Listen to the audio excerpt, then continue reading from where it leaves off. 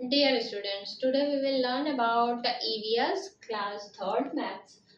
EVS class 3rd chapter number 3. What we wear, हम लोग क्या पहनते हैं, कैसे वो बनता है, उसमें क्या क्या चीजें होती हैं, ये सब के बारे में आज की वीडियो में हम लोग जानेंगे।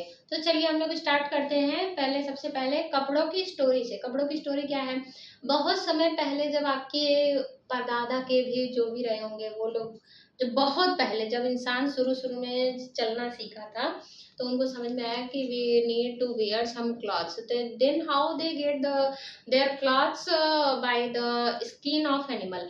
मतलब क्या है कि वो लोग जानवरों को मारते थे और उसकी जो ऊपर की स्किन होती थी, अंदर के मांस को तो वो लोग कच्चा खा जाते थे, लेकिन जो ऊपर की स्किन होती थी उसको वो लोग क्या करते थे, कपड़े की तरह पहन लेते थे। तो वो लोग अपना गुजारा ऐसे करते थे। या फिर कुछ समय बीता तो वो लोग पेड़ों के पत्ते, जैसे केले का पत्ता हो गया, वो बड़ा थोड़ा रहता है तो उसके पत्ते को लपेट लेते थे।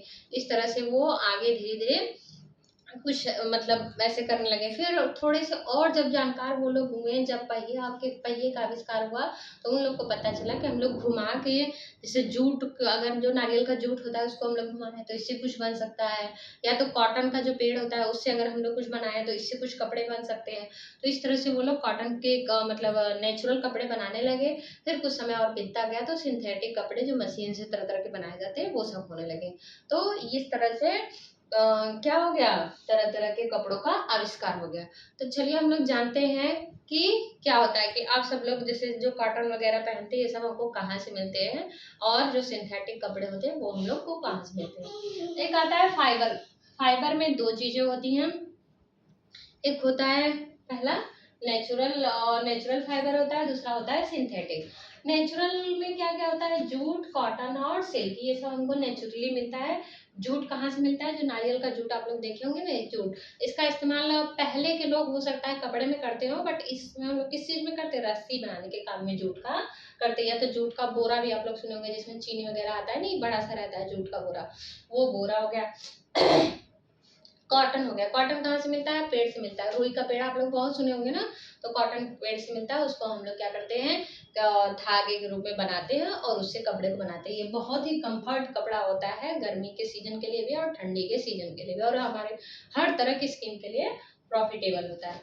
सिल्क। सिल्क कहाँ से मिलता है, सिल्क हमें एक कोकून आता है, एनिमल होता है जो अपने लार्वा, मतलब जो आप लोग का लार्वा नहीं होता मुख से निकलता है, जो खाना पचाने में आपको मदद करता है, उसी लार्वा से उसके सिल्क बनाया जाता है। और एक होता है सिंथेटिक। सिंथेटिक इन्हीं सब का इस्तेमाल करके, दो चीजों को मिला करके ये सिंथेटिक बनता है। इसमें पॉलिएस्टर होता है, एक नायलॉन होता है। नायलॉन से वैसे ज्यादातर तो रस्सी वगैरह ही बनती है।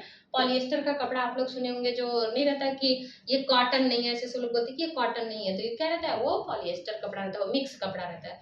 तो कपड़े को बनाने के लिए तरह तरह के मशीनों का यूज किया जाता है। चलिए देखते हैं कैसे। सबसे पहले कपड़ा कैसे बनता है,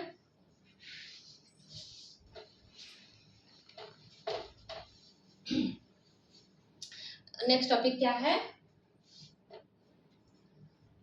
हाउ वी गेट क्लॉथ ना, यही टॉपिक है। या तो हाउ वी गेट क्लॉथ, या तो क्लॉथ कैसे बनता है, how we made cloth. Made लिख दीजिए, आपका टॉपिक यही है, मेड क्लॉथ।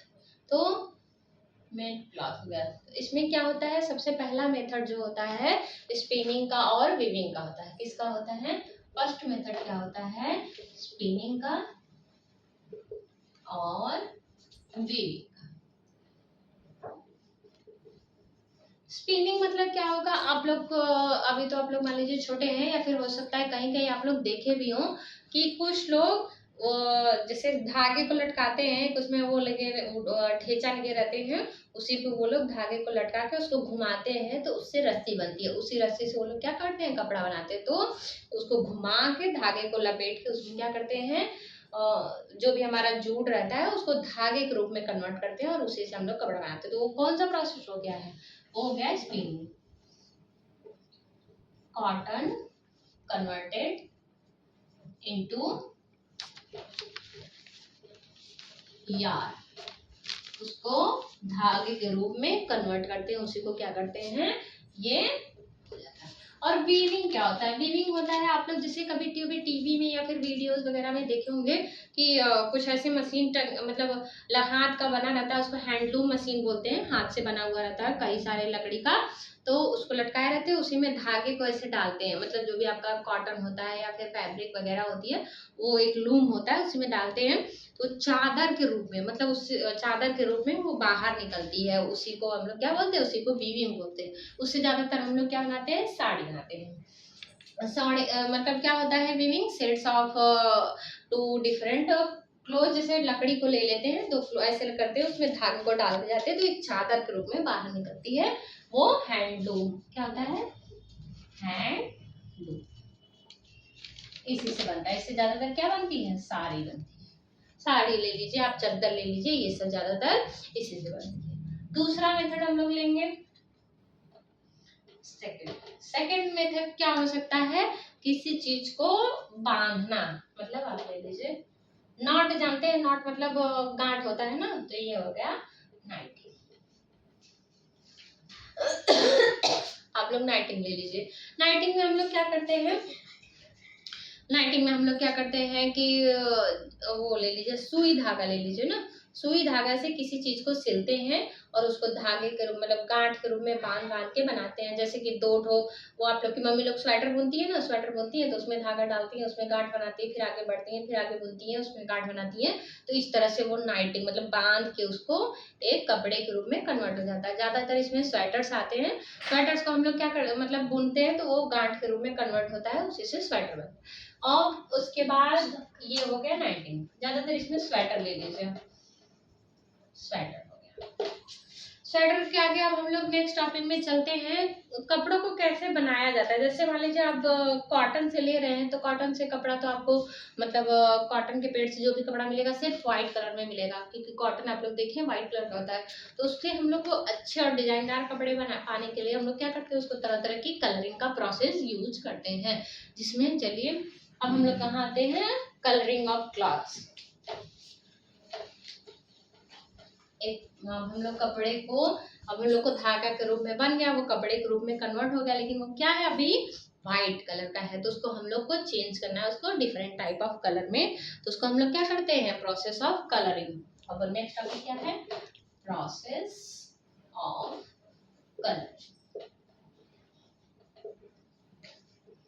कलरिंग का स्पेलिंग कहीं कहीं बहुत दिया रहता है, COLORING भी दिया रहता है, COLOURING भी दिया रहता है, तो आप लोग के बुक के हिसाब से जो भी सही हो आप लोग यहाँ पे लिख लीजिए। कलरिंग में सबसे पहला प्रोसेस आता है डाइंग। सबसे पहला प्रोसेस क्या होता है कलरिंग में? डाइंग होता है। डाइंग में हम लोग क्या करते हैं? इसमें दो कलर का यूज करते हैं। इसमें एक कलर नेचुरल कलर हो गया और एक हो गया सिंथेटिक कलर या फिर केमिकल। नेचुरल कलर, इसमें दो चीज आती है। फर्स्ट होता है नेचुरल कलर, नेचुरल कलर, और सेकंड होता है आप जो केमिकल यूज करते हैं ना, केमिकल कलर। नेचुरल कलर में क्या क्या आती है? नेचुरल कलर में जैसे आप पालक का पत्ता का कलर हो गया ग्रीन, तो उसको निचोड़ के भी कुछ कपड़े को कलर करना, वो क्या होता है? नेचुरल होता है। जैसे बीटरूट आप ले लीजिए, बीटरूट का कलर क्या होता है? वो होता है नेचुरल कलर होता है, नेचुरल रेड कलर हो जाता है। इसी तरह आप इसमें एक ले लीजिए स्पिनच, स्पिनच, और सेकंड हो गया बीटरूट। क्या हो गया? बीटरूट। और उसके बाद एक आता है इंडिगो। इंडिगो अभी आप लोग आगे हिस्ट्री में पढ़ेंगे कि पहले जो अंग्रेज लोग रहते थे वो हमारे हिंदू से उनकी खेती पे सारा खेती बंद करवा के सिर्फ किसकी खेती करवाते थे? इंडिगो। इंडिगो यानी नील की खेती करवाते थे। तो ये हमारा क्या है? Natural colour. ये तीन, स्पिनच से ग्रीन कलर, बीटरूट से रेड कलर, और इंडिगो तो इंडिगो कलर है ही, ब्लू कलर जो होता है, तो इससे होता है। अब कुछ कलर क्या होते हैं? केमिकल प्रोसेस द्वारा बनाए जाते हैं। केमिकली जितने भी और बाकी क्लॉथ जो होते हैं आपके, वो केमिकली कलर किए जाते हैं। तो उसमें कलर करके हम लोग तरह तरह के पैटर्न को क्रिएट करते हैं। चलिए वो पैटर्न हम लोग जानते हैं। पैटर्न में सबसे पहला क्या होता है? Tie and die.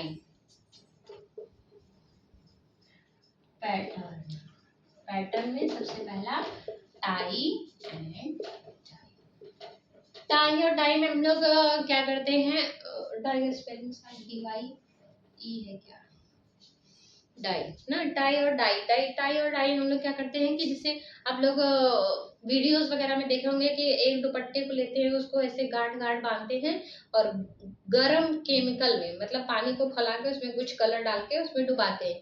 तो जहाँ पे आपकी नॉट बंधी रहती है, मतलब जहाँ पे वो ट्विस्टेड रहता है, वहां पे वो कलर नहीं चढ़ता है, जहाँ पे वो सामने दिखता रहता है उस पर कलरफुल मतलब चढ़ जाता है। तो जब आप उसको पूरा खोलेंगे तो वो एक डिजाइन के रूप में कहीं पे कलर है कहीं पे नहीं है, कहीं पे कलर है कहीं पे नहीं है, तो इस तरह से वो एक डिजाइन के रूप में कन्वर्ट हो जाता है।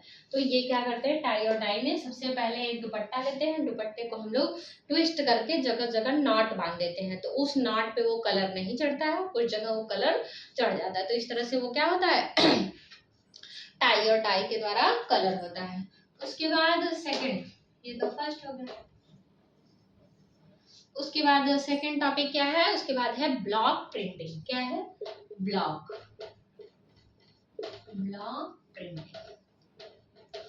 ब्लॉक प्रिंटिंग में हम लोग क्या करते हैं, जैसे एक साड़ी को बिछा दिए हैं और एक पैटर्न ले लिए, इसके नीचे हमको डिजाइन छपा हुआ है, इस पे हम लोग इसको केमिकल में डुबाएंगे और उसी साड़ी पे इसको जगह जगह ऐसे ऐसे करते जाएंगे तो ब्लॉक के रूप में बनता जाता है। ऐसे साड़ी को बिछा दिए, ये हमारा मशीन हो गया, इस मशीन को हम लोग केमिकल में डुबाएंगे, यहाँ पे से साड़ी पे रखेंगे, फिर साड़ी के आगे ऐसे ऐसे करके पूरी साड़ी पे करते जाएंगे, तो वो कहीं पे ब्लॉक बनेगा कहीं पे नहीं बनेगा। तो ये क्या होगा, ब्लॉक प्रिंटिंग हो गया। ज्यादातर ये साड़ी के लिए ही यूज किया जाता है। थर्ड टॉपिक क्या है आपका, कलामकर अरे कलामकरी। थर्ड टॉपिक कलामकरी है।